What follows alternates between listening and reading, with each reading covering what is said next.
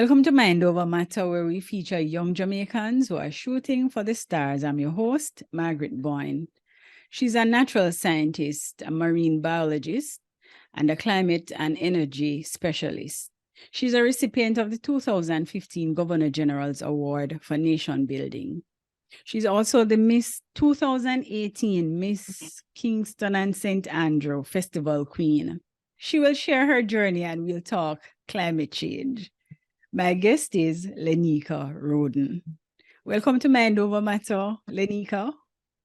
Thank you so much, and I'm so happy to be here. Greetings to all listeners.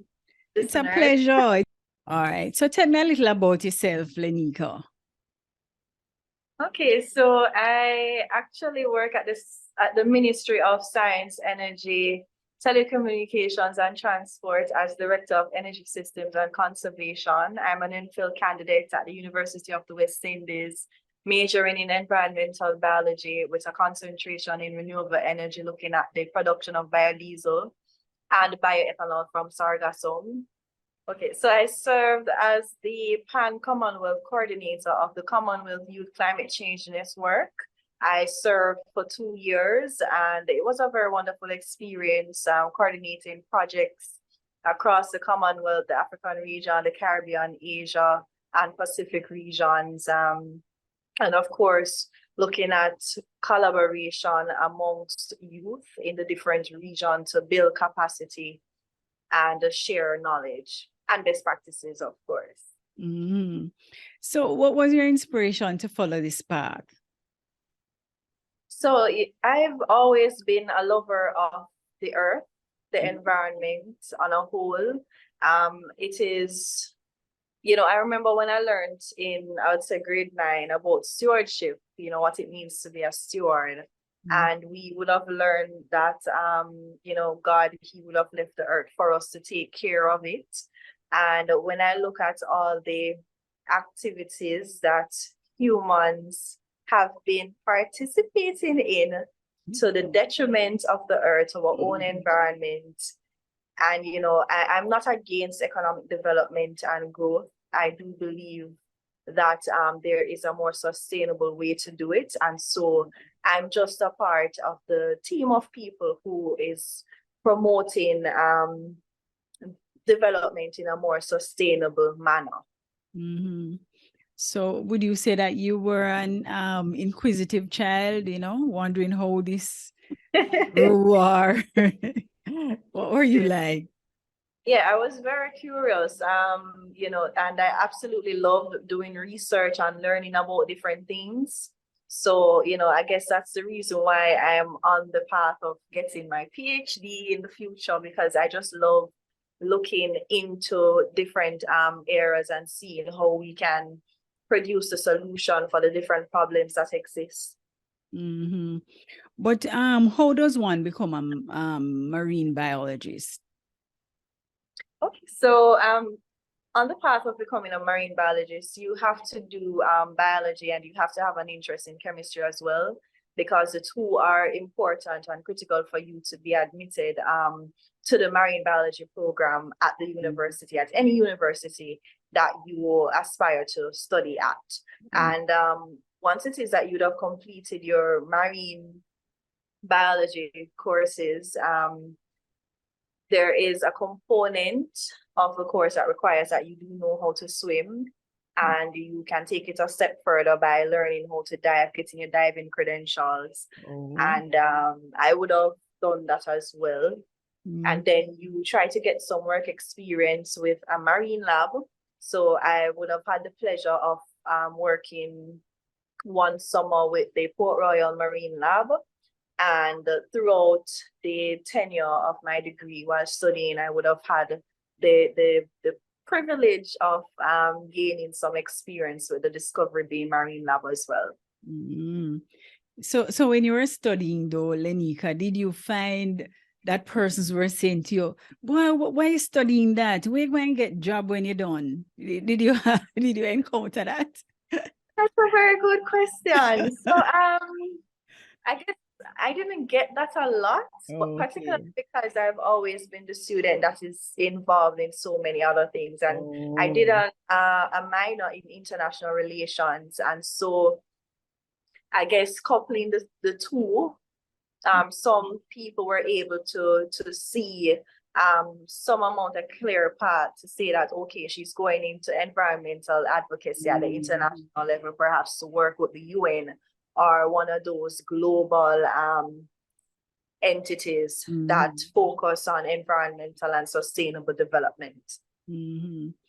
So to be a marine biologist, you'd have had to love the ocean, Yes, diving. yes. So you have been to the bottom of the ocean? Yes, yes. So I would have dived. Dive sites that I would have frequented would have been the around Port Royal Keys. I've Okay. also dived off the coast of Discovery Bay. I've done an underwater cleanup near Port Seco Beach in St. Anne. And one other thing too, you know, a lot of people who aspire to be marine biologists, not all of them like to swim. There is a research Really? component. Yeah.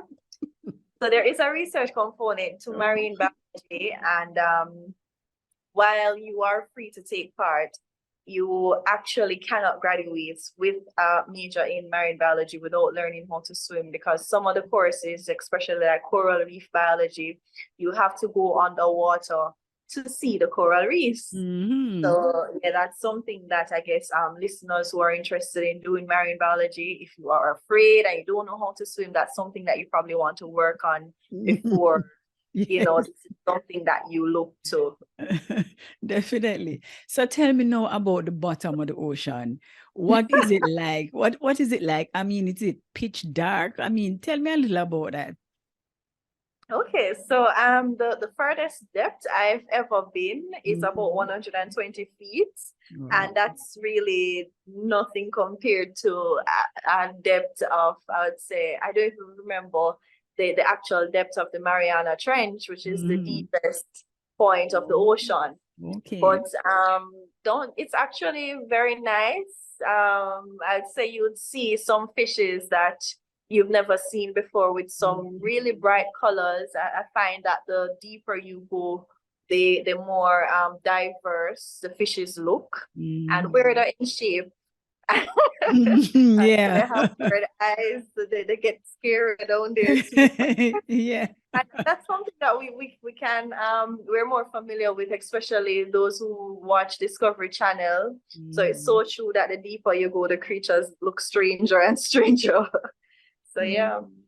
So what would you say has been one of the most amazing thing that you have seen there down there? I would say the most amazing thing. For me, it would be the sun. When I dived to 120 feet, the sun is just it looks so much better than it looks on Earth. Just to see pure sand and then the water and the sunlight coming through the water, it's like a beautiful picture. All right. So as a climate change specialist now, what are some of the evidence that you have seen under the sea to indicate that there's, cause for concern? Okay, so for one, we're losing our coral reefs, and that's due to intensification of temperatures. So the ocean temperature, the ocean is getting warmer, and that's leading to ocean acidification. And we're also seeing where fish that we usually find in the Caribbean Sea, they're now migrating to cooler regions because the water is getting too warm to sustain or for them to call the Caribbean Sea their home again. And so, changes in the ecological makeup and the biodiversity of our marine life is changing. So, that's basically a call for concern. But why does the ocean matter though, Leneka? We have other more pressing concerns. Well, the ocean actually serves quite a number of our economic sectors. So for example, fishing, tourism, and it's actually very important to trade. So if you're someone who loves online shopping, think Mhm. about how your products get to Jamaica. Yes. So the ocean, it's important. Yes. I'm sure that will catch their attention. All right. So what can we do then to help or to protect our environment? Well, I think when it comes down to environmental action, there are three levels. One, it's the individual. Two, it's you working together with a community or a small group of people. And three, it's at the national level and international level where it is that you work with different government entities to implement the correct policies. As an individual, you must be cognizant of the fact that if you throw your plastic bottles anywhere you feel, it will end up in the ocean. And plastic pollution, I guess even now that we're doing this interview, tomorrow, June 5th, is World Environment Day. And the theme for World Environment Day is solutions for plastic pollution, because it's a growing concern that plastic, it doesn't deteriorate until about 100 years or 1,000 years. And so that it's crazy to have something in your environment that is so toxic for so long. And it is truly harmful. I've seen a video with sea turtles, plastic straws coming out of sea turtles' nose.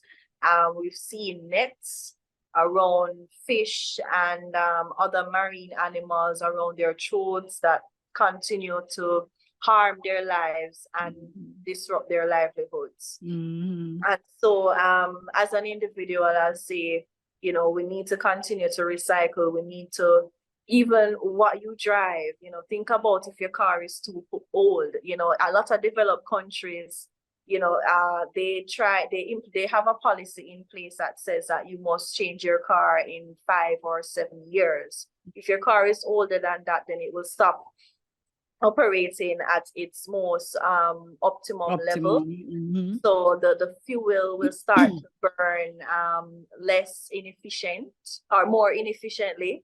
And that will, in a sense, contribute to the amount of greenhouse gases in our atmosphere. And so, there is a major call to reduce the amount of greenhouse gases in our atmosphere. And so, as an individual, whatever it is that you're doing to contribute to that, you need to stop. Wearing sunscreen, for example, if you're going in the water, there has been a call in the scientific community for people to stop wearing sunscreen to go into the sea or on the beach, because it is harming our marine flora and fauna. And at the community level, I'd say that we need to coordinate more projects. So whether it is a beach cleanup, to remove the plastics from along the shoreline, or the plastics that are affecting our mangroves. We need to start coordinating projects that raise awareness to different groups of people. So try not to leave anyone behind. Going into schools alone won't do it. We have to start visiting prisons, visiting business complexes, engaging with the employees of different industries, so that they can be aware of the implications of climate change and what they can do to be a part of the solution. At the national level, I think that the government, for the longest while, has had an implementation deficit. And when it comes on to enforcing the different laws and policies that are on paper, we do need to work on that as well as we go forward. And so, and we also need to bear in mind that we are signatory to, I think, about 35 international and regional environmental agreements. And so we need to try to streamline the priority areas and the key actions out of these agreements into our national policies so that we can start coordinating more and collaborating with international partners to mitigate and adapt to climate change. But Leneka, how you respond though to persons who will say, but climate change has always been around. That's not new. We're not just blowing things out of proportion. How you respond to that? Well, I'll say that I do agree that it's nothing new, but for many people now, it's new in our lifetime. And the implications that we're seeing today is much different from what we would have seen 50, 60 years ago. The alarming rate at which the world is warming, it is called for concern, because if it is that we go above 1.5 degrees or 2 degrees, what will happen is that farmers won't be able to basically grow crops to sustain life or livelihoods, right? And there are a lot of industries that will be affected. You know, I always ask people whenever I'm doing a presentation, do you dream of owning a beachfront property? Because that's something that you might not be able to own in another 10, 15 years, even if you buy it today, you know, because there will be no beaches. Sea level will continue to rise at an alarming rate. And if we do get to 2 degrees Celsius, there are islands that will cease to exist because they'll be completely covered in water. And these are islands that today people have been living there for over 80 years. They have their children, their grandchildren, their schools. There are industries in operation now with hundreds of people who are employed and living in these spaces. They have their own culture and identity. So we're talking about people losing their entire social identity and cultural connection to a place, all because of we looking and saying that, hey, this is nothing new. It is something that will bring to us things that we've never seen happen before. And there are a lot of people who are scared because they don't know what will happen. They just know that the ice caps will start to melt, as they are already melting, but they're going to continue to melt at an alarming rate. And we just don't know what those changes will look like. And so even if we completely stop everything that we're doing to contribute to the detriment of the earth, we will continue to warm for the next 10 to 15 years. Next year, we'll be having an El Nino. Now, the kind of heat that will come with that. Now, I know Jamaica is hot, and it's already affecting how our students are learning. It's affecting our students are learning because the classrooms are so hot. The students are restless. The students, it's crazy, right? And then when we look at all the different sectors that it's affecting, it's going to get crazier and it's going to get worse. Or the different hurricanes that develop in the region is going to intensify in strength, because these are the conditions that hurricanes like. It's most favorable for the development of category 5, category 6, and 7 hurricanes. And so when you think about the fact that we don't even have the economic the resources to bounce back quickly enough from a hurricane, or if a tsunami should even come, right? So these are things that we have to take into consideration. And when we talk about climate change, we're talking about places that have a warm climate. They're going to experience warmer conditions, some more drought. And, as we speak, the reservoir in Kingston, the Mona Reservoir, is at 31.4% capacity.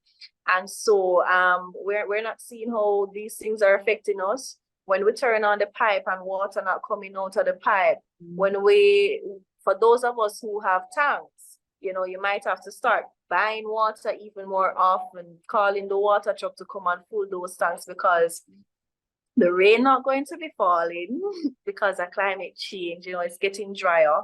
And when the rain falls, it's going to be more, I would say, more intensified, because, and then of course that will lead to our roads mashing up further, and the pothole them done bad already. And then even to note that with the intensified rainfall, it will affect our internet connection, our light. So even for us to do something like this might not be possible. So, you know, I know a lot of us have pivoted to doing online businesses, and depending on, you know, those kinds of connections, we're going to be impacted in a major way if we continue to not recognize how important it is for us to stop what's happening and reduce the amount of greenhouse gases that are being emitted in our atmosphere. So what you're saying, Leneka, is it's not really that it's changing, but it's how rapidly. Yes. All right. So how do you get your message out now in the social media world, where a lot of fake news, a lot of conspiracy theories? How do you get that message out there?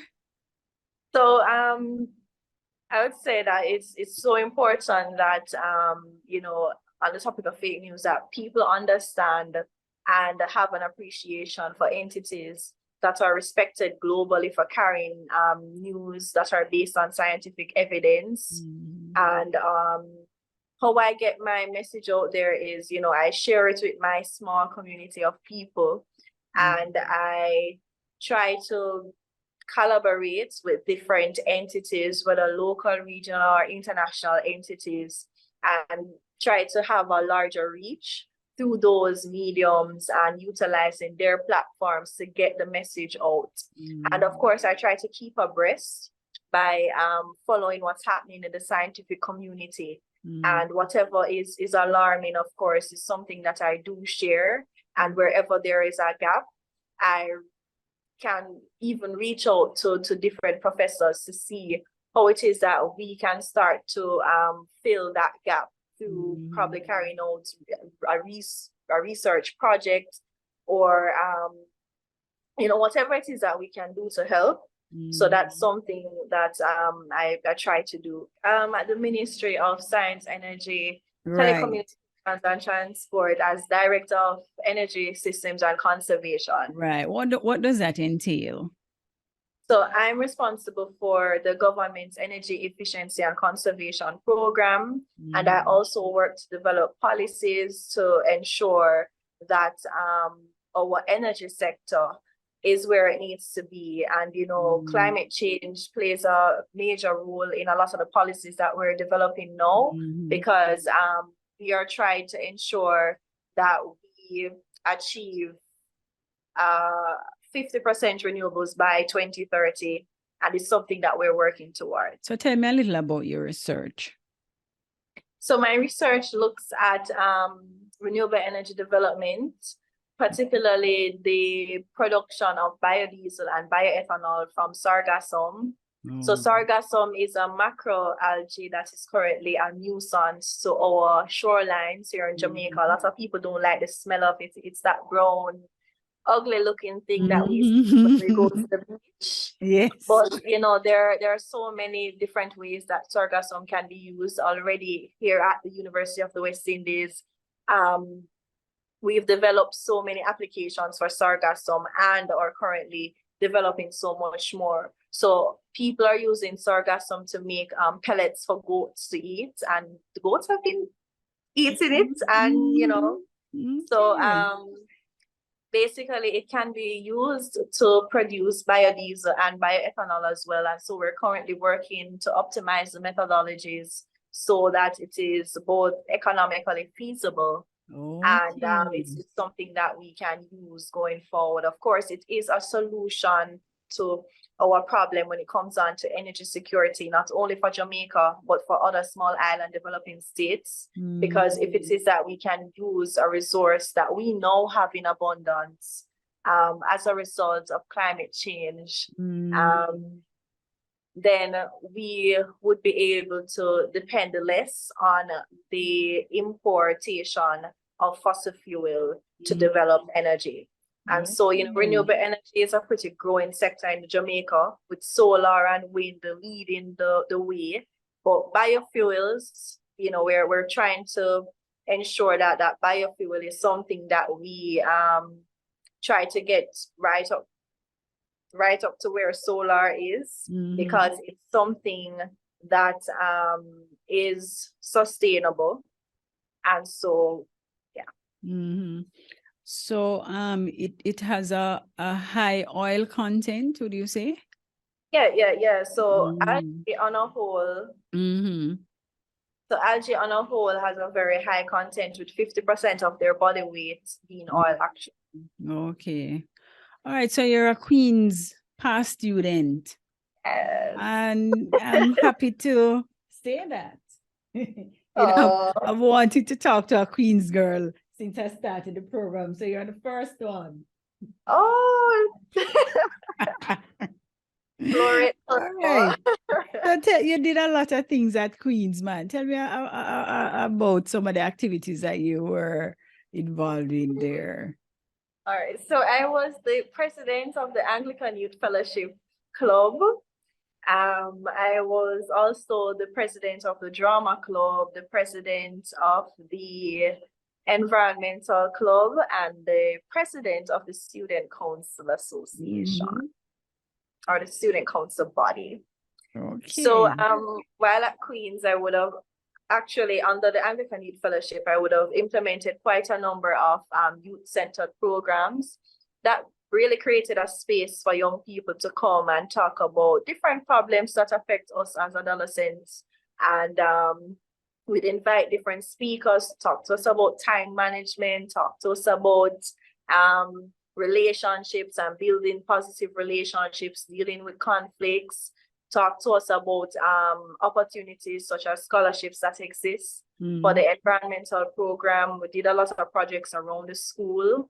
I was happy to be a part of the team that was able to raise a significant amount of funds to implement a project and provide funding. I don't remember for what program, but big ups to the Lignum Vitae Foundation that provided quite a bit of that sponsorship towards the funds that we wanted to raise. And as student council president, well, there are lots of things that I did as student council president. Yes. Of course, to represent the students' interests at the board level. But there are quite a number of projects. But I just remember when I went back to Queen's recently, one of the students said that I was her favorite student council president because I kept one of the biggest and baddest pets. But tolerate defense. How has Queen's shaped you into the person that you are today? I would say that at the Queen's School, I got the opportunity to become a leader who is confident, a young lady who knows and understands different spaces and different people because of the different opportunities that my teachers would have pushed me forward to take. And all of that experience just underscores the person that I am today. Because if it wasn't for that and just those opportunities to build my confidence, build the way I'm able to speak. I remember one teacher in particular, Mrs. Morrison Reed. So she was a teacher who saw my potential from very early, and I absolutely love her for that. To this day, we're still in touch. We're best friends. Okay. And she essentially, I remember if there was an opportunity, she wouldn't let it miss me. It's something that she was really interested in my development. And I guess a lot of your listeners can actually relate to experiences like these, because a lot of times when we go to school, it is a teacher who actually helps us to develop the different skills that we need to outside of the education that we're at the school to learn. But the teachers often, take us in their arms and mold us They talk to us, they give us opportunities, whether it is to do a presentation in front of a class. I remember when a teacher is absent, they always leave a note at the staff room. Please tell Leneka to go to my class at this time. And for me to be given that responsibility, you know, it only catered to my development and evolution of as a being, as a young lady. And I went to that class and I had the book and I said, so students, your teacher said that I should give you this to do.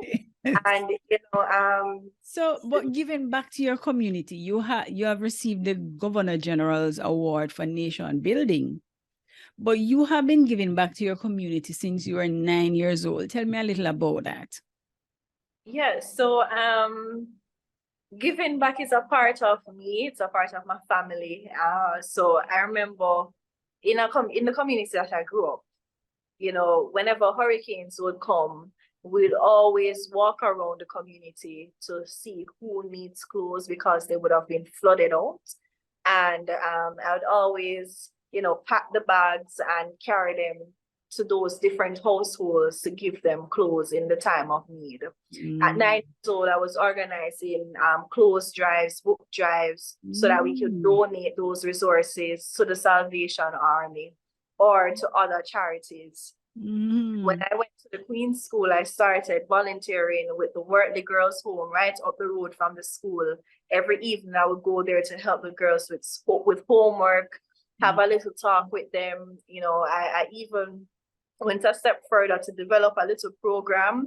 So it's not that I'm trying to figure out what I'm going to do today, but I had a schedule and I would say, okay, so this evening we're doing girl talk and we're going to talk about this particular topic, how to be a woman of the world or a global woman, how to think globally, different careers that women succeed in, and different conversations like that. You know, to this day, I'm even in touch. One of the ladies, she, you know, she's out of the home, she's working now, and she reached out to me on social media.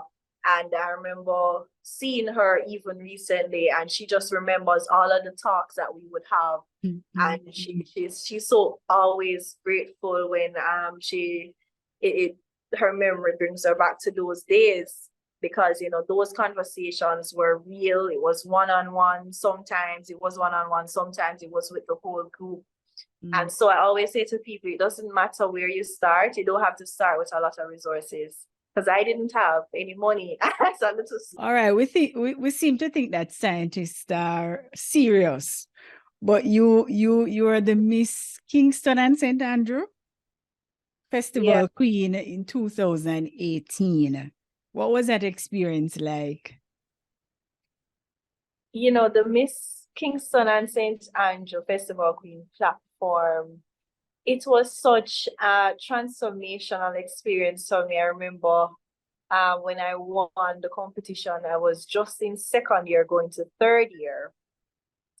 And, you know, I understand the notion that scientists are usually serious, but we are looking for different ways and means to communicate our message. And I think when I reigned as Miss Kingston and St. Andrew, my project was Project Blue. I Aspire Project Blue. And I collaborated with the Caribbean Maritime University, and they invented a sea bin, which was deployed in the Kingston Harbor in light of my project. And I guess what they actually did was they named the first sea bin that they created Jam Bin, but they named it in honor of I Aspire Project Blue. And so, you know, it just underscores different ways that we can use various platforms to communicate our message and collaborate with different key stakeholders. I remember even collaborating with the Municipal Corporation of Kingston and St. Andrew to increase the number of bins in downtown Kingston as a way to curb plastic pollution. And, you know, so thanks to the Tourism Enhancement Fund, who actually were the ones to fund the bins themselves. And thanks to the Municipal Corporation for allowing us to use the bins donated to distribute along King Street, Princess Street, you know, the popular streets that are most frequented downtown. So, Leneka, you're only 26 years old, but you have achieved so much. What would you say has been the factors that has led to your success so far? I guess the fact that one of the things that I live by is to whom much is given, much is expected. And I would have received so much growing up, so much love and support from my family, so much resources in terms of through scholarships, books, you know, from different entities who would have seen my potential, whether it is that I would have gotten a certain academic accolade and they say, wow, this young girl I do work, man. I want to be a part of that. I want to encourage her to continue to do more. And so with each of those different scholarships that I would have received, Rujan Foundation, the Governor General's, I believe, Summer of Service Scholarship, the University of the West Indies as well would have given me a scholarship in my undergraduate years. And now I'm currently a postgraduate scholar. You know, all of those entities that continue to believe and continue to pour into me is the more I find the need to pour into others. Because believe it or not, there's so many people who, you know, the fact that you know how to write a letter, there are so many people who are struggling to write a good letter. And if you teach them how to write a letter, one day they might get a job interview, and you know, just by the mere fact that they can write a letter, the position that they went to interview for might not be what they decide that the entity decide to give them, because they come with a higher level of skill sets. So, you know, it can change people's life. And so yeah, that's one thing. Another thing would just be the fact that I love learning. I absolutely love learning, and I love going into different spaces. And of recent, I have I'd say I now have a love for traveling to different places and learning about different cultures. I think the level of exposure that you get with learning, even, you know, they always say that when you're well read, it's a good thing. And you know, I've never been a fan of books, believe it or not. What? I don't read storybooks. Oh, I will read textbooks though. Really? I'll read textbooks. I read 20 textbooks, 30 textbooks, but for the life of me, I can't finish a storybook. I don't know. So you know, when you do read books though, you know, despite the fact that I'm not such a book fan, I do appreciate the fact that they do take you on different journeys and they expose you to new ways of thinking. Especially if you read the online blogs. If you can't read a big book like me, then probably like a blog post would work. Or you can watch a YouTube video to just expand your knowledge, to learn about what's happening in the world, to learn about, you know, you might think that your career is it now, but learn different ways as to how you can further apply the knowledge that you have to navigate different spaces in different industries. And so those are the two things that I would say. I wanted to leave a message though for young people who will be watching this interview. Okay, so hi young people watching. I want to just encourage you to know what you believe in, to have an idea of what you believe in, and don't be afraid to go after what you want. It's okay if people say no. You will get no's along the way, but the no's don't mean that you need to completely change your direction. It might mean that you need to do a little bit more homework, but it's certainly not a means to deter you from your final destination. It's completely okay to not know it all, because I know a lot of young people often beat up themselves saying, oh, I don't know this, I don't know how to do this. It's okay to not know it all, but it's definitely not okay to not want to build on that. And there's so many opportunities now that we live in a globalized world, where it is that we can learn from the comfort of our homes. We can go on our computer, open our phones, go on YouTube, download an online learning app. I would say, young people, you need to upskill, you need to get certified in different areas, learn about project management, learn about business management, even if you don't intend to run a business. If you intend to work for another man's business, at least understand how it operates so that you're able to advise that person and serve in a capacity that is more than just an employee, but you can serve as an advisor, you can serve as somebody who is integral to the entire processes and operation of that business. Good. I want to thank you, Leneka. It was a pleasure talking to you. I enjoyed this interview, and I'm looking forward to benefit from the your research, the result of your research. I hope Jamaica will benefit from it. Definitely. Thank you so much for the opportunity.